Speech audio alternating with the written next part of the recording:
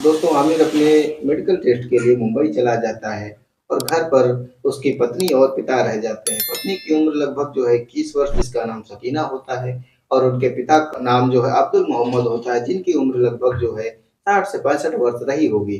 दोस्तों, आमिर के जाने के बाद उनके घर में कुछ ऐसा होता है जिसे यकीन कर पाना आप सभी के लिए बड़ा मुश्किल होने वाला है। दोस्तों, मैं भी नहीं यकीन कर पा रहा था, लेकिन यह सच था। दोस्तों, पूरी कहानी सुनने के लिए वीडियो में बने रहें अंत तक। हेलो दोस्तों, नमस्कार। मैं हूं आपका दोस्त आर के। स्वागत है आपका अपने यूट्यूब चैनल अपनी कहानी में। दोस्तों, वीडियो में आगे बढ़ने से पहले आपसे निवेदन है कि अगर चैनल पे नए हैं तो वीडियो को लाइक करके चैनल को सब्सक्राइब कर लीजिए और बेल आइकन को दबा लीजिए।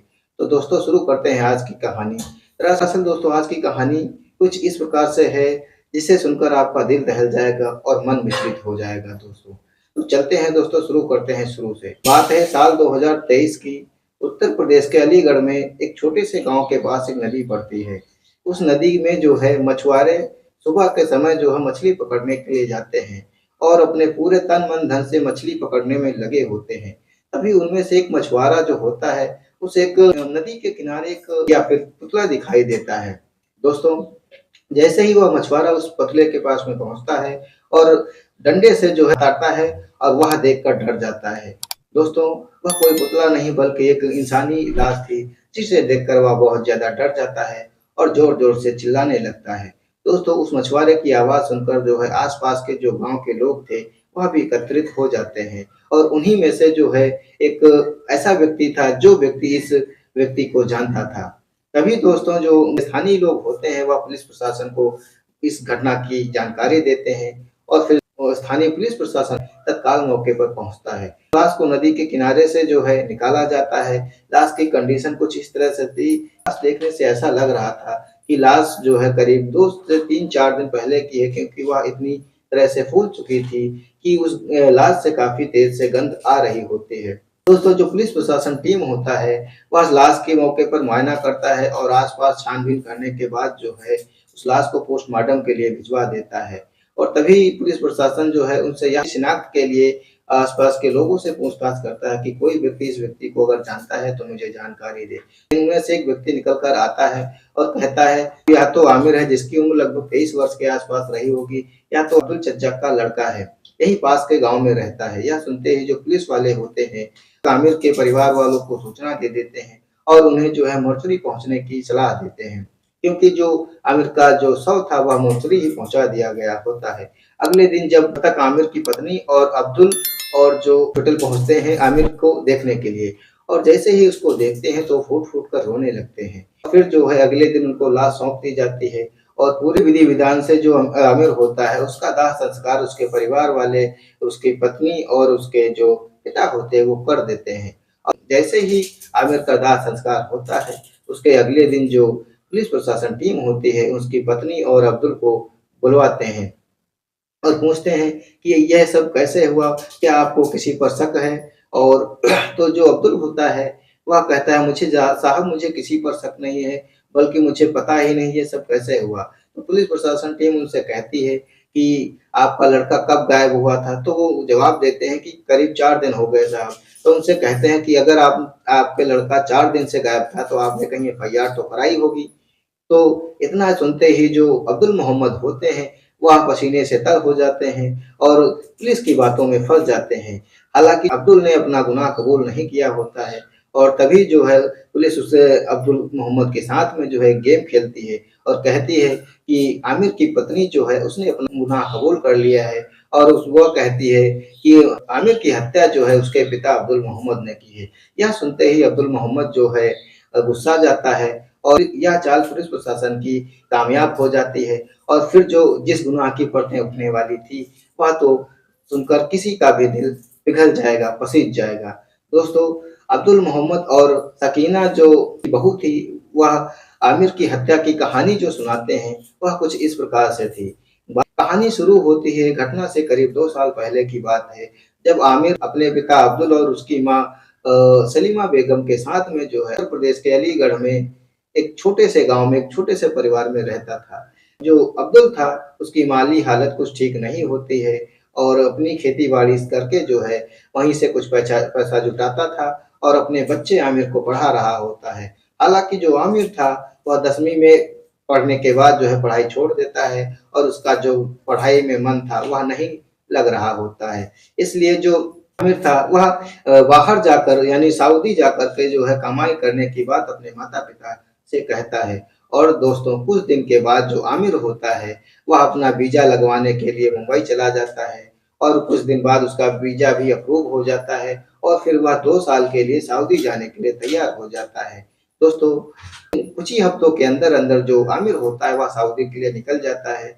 सब कुछ ठीक-ठाक परिवार में चल रहा होता है और इधर जो अब्दुल होते हैं वो अपनी पत्नी के साथ में खेती-बाड़ी करके अपना परिवार रहन-सहन कर रहे होते हैं।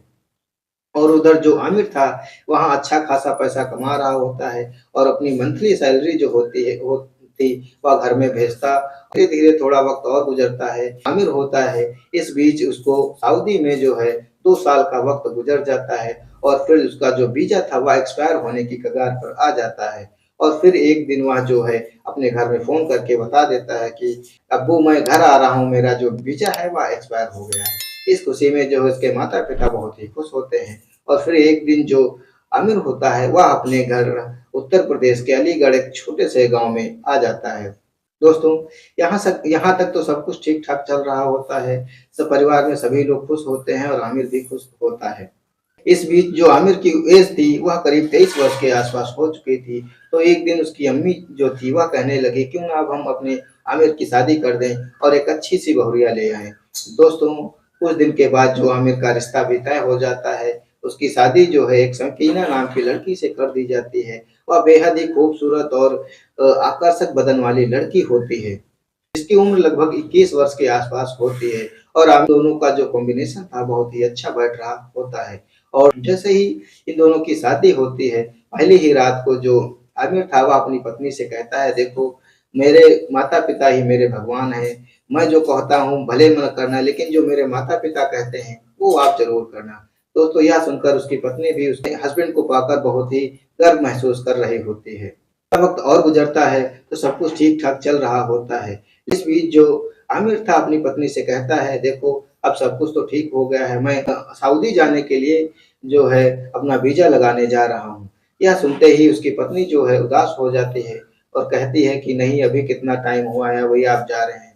ठीक है, लेकिन जो आमिर था वह उसकी बात नहीं मानता है, वह कहता है देखो अभी तक तो था ठीक था लेकिन अब माता-पिता हैं और तुम हो, घर में कोई दिक्कत नहीं है। अगर मैं कमाऊँगा नहीं तो आप लोग खाओगे क्या? तो उसकी पत्नी समझदार थी और वह कहती है ठीक है आप जाइए, मैं यहाँ पर आमिर था वह वीज़ा अप्लाई कर देता है। इस बीच जो है आमिर की माता होती हैं जिनका नाम सलीमा बेगम हो उनकी तबीयत अचानक से बिगड़ जाती है और फिर जो है काफ़ी इलाज के बाद जो है उनकी मृत्यु हो जाती है। इससे जो आमिर था वह बहुत ही दुखी हो जाता है और जो अपनी माता का क्रियाक्रम करने के बाद जो आमिर होता है, करीब 2 महीने बाद जो है से उभर पाता है। करीब 2 महीने के बाद जो है अपनी माता के गम में वह उभर के आ पाता है। इस बीच जो है उसके जो अब्बू होते हैं मोहम्मद वह उससे कहते हैं क्यों ना बेटा मैं दूसरी शादी कर दूँ। यह सुनते ही आमिर और आमिर की पत्नी जो है नाराज़ हो जाते हैं और कहते हैं अभी माता को मरे हुए करीब 2 महीने भी नहीं बीते और आप दूसरी शादी करने के लिए बात कर रहे हैं। यह सुनते ही जो है आमिर और आमिर की पत्नी जो है उनसे मना कर देते हैं कि देखो अभी आप शादी मत करिए, आपकी उम्र भी हो रही है, अब शादी करने का कोई मतलब नहीं है। दोस्तों इस दिन के बाद जो उनका पिता होता है अब्दुल मोहम्मद वह जो है अपनी बहुरिया पर जो है गंदी नज़र डालना शुरू कर देता है और किसी न किसी बहाने से अपनी बहू को बुलाता, पैरों में तेल लगाने के बहाने और कभी किसी काम के लिए जो है बुलाता और उसे जो है देरों तक घूरता रहता और उसे निहारता रहता। दोस्तों अब यह सब कुछ जो आमिर की पत्नी थी वह समझ गई थी क्योंकि वह पढ़ी-लिखी पत्नी होती है और उसने सोचा कि मैं इस बात को आमिर को बताऊँगी, लेकिन फिर उसने सोचा अभी माता को मरे हुए ज़्यादा समय भी नहीं बीता है और इस दौरान अगर इतनी बड़ी बात मैं अपने पति से कहूँगी, तो उनके दिल पर क्या गुज़रेगी। इसी बीच जो है कुछ वक़्त और गुज़रता आमिर था उनको मुंबई से फ़ोन आता है और उनका जो वीज़ा था वह अप्रूव हो जाता है। उन्हें जो है मेडिकल टेस्ट के लिए मुंबई बुलाया जाता है।